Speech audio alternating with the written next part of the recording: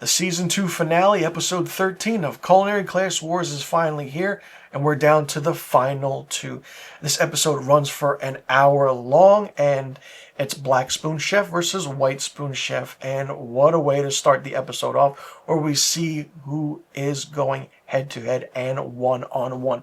The finale right away raises the stakes immediately, and all the previous eliminated chefs return as spectators, and as they stand on the catwalks to see what the final battle will be.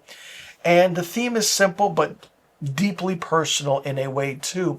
Create one dish just for yourself. No guests, no audience to please, nothing like that. Just a reflection of who you are as a chef and how far you've come in this journey in Season 2. Now, what stood out to me in this episode was that the chefs found this challenge very, very difficult to do, because I feel like they spent their entire careers cooking for others, and cooking just purely for themselves felt unfamiliar in a way and uncomfortable, because if you're in a restaurant setting, you do something for 16, 18 hours a day, you want to go home, you don't want to do any of that at all.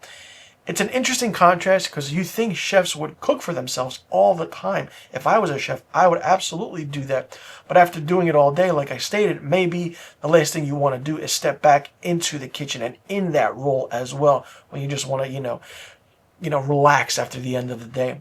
Now, once each chef finishes their dish, they bring it to the judges' table and taste it along with the judges. Now, afterwards, the judges will deliberate and vote on and decide a winner. The decision must be unanimous. Once both judges agree, the battle is over. If they don't agree, there is a rematch to determine who actually is the unanimous winner. Now, everything about this is interesting because there's no ingredients, like I stated. They just cook what they want and for themselves. They have 90 minutes on the clock, and with everything on the line, the final round could not be any crazier or better than what it is. It captures the pressure, the emotion of what Season 2 is encompassed in one main thing, and it's really, really good. They've really changed the aspect of where you started watching this Season 2, and you thought to yourself, okay, it's going to be exactly like Season 1, because usually if it's a show, if it's a culinary competition, the new season is like the previous season. It's going to be all different things. It's going to be the same, but then, can it be? No. Season 2 has been a blast and really, really fun. And when you see who wins, you're like, oh, okay. And if you picked these two to make it to the finals, good for you, because you picked correctly. And it's going to be interesting to see how all of these chefs who competed in Season 2 and during this competition, how their lives have changed for the better.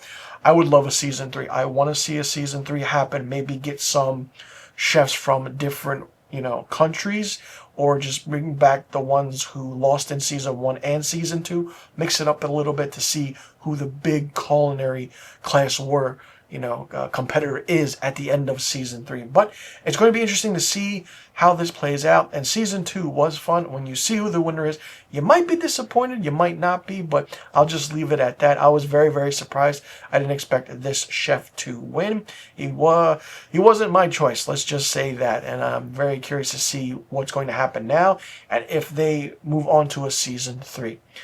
Let me know in the comment section what you thought about the entirety of Season 2 of Culinary Class Wars. And oh, by the way, for me, Season 2 of Culinary Class Wars gets 4 out of 5 film reels.